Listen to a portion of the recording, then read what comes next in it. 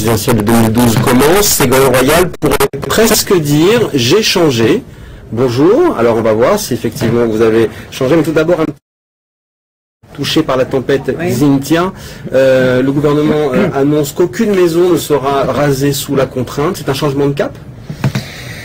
C'est un recul forcé. C'est un recul forcé parce que ce que personne n'a dit, c'est que le gouvernement a été condamné il y a 2 jours par le 1er juin par le tribunal administratif de Poitiers. Il a été condamné d'ailleurs sous astreinte, c'est-à-dire avec sous amende, s'il ne produisait pas l'ensemble des documents qui expliquent le zonage qu'il a imposé aux habitants.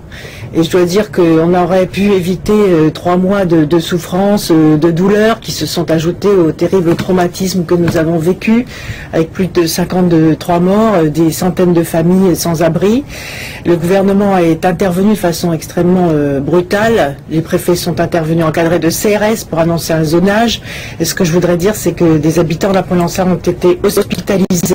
Donc cette souffrance aurait pu être évitée. Ce que je demande aujourd'hui, c'est que le gouvernement aille jusqu'au bout, prenne acte de cette condamnation et aujourd'hui prononce ce que j'avais demandé déjà il y a 2 mois, c'est-à-dire un moratoire, une suspension du zonage pour que l'on puisse revoir les choses sérieusement. C'est-à-dire changer donc de périmètre pour voir comment les maisons seront détruites. Alors vous allez quand même bientôt rassembler, vous dites, donc des gens sur les zones touchées par la tempête, sur des plages, pour réfléchir aussi sur la crise. Pourquoi il faut utiliser ce lieu-là pour un colloque ou une réflexion?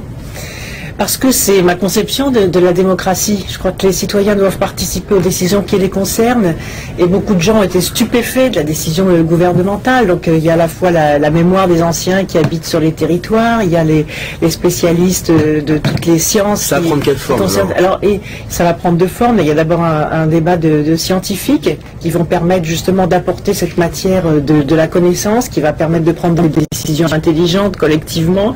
Et puis il y a un grand rassemblement populaire le dimanche 4 juillet et toutes celles et tous ceux qui veulent nous donner de la chaleur humaine et de l'encouragement sur ce littoral qui reprend des couleurs et qui bien sûr aujourd'hui s'apprête à recevoir de nombreux touristes peuvent venir à Rochefort le 4 juillet justement pour autour d'un grand pique-nique populaire. Pas trop d'inquiétude pour la saison touristique? La région s'est beaucoup battue, vous savez, d'abord nous sommes venus à l'aide de 2200 familles. Moi-même j'ai été jour et nuit sur le terrain avec les maires, nous avons relogé les habitants et l'État n'a pas tenu sa parole. Je crois que c'est important aussi de dire que Nicolas Sarkozy est venu 3 fois sur le terrain, il a promis des aides, nous n'avons pas toujours le premier euro promis par le gouvernement. En revanche, la région a été très présente auprès des maires des communes sinistrées et je crois que c'est une bonne façon de diriger, de gouverner que d'être au plus près des habitants pour leur apporter un secours.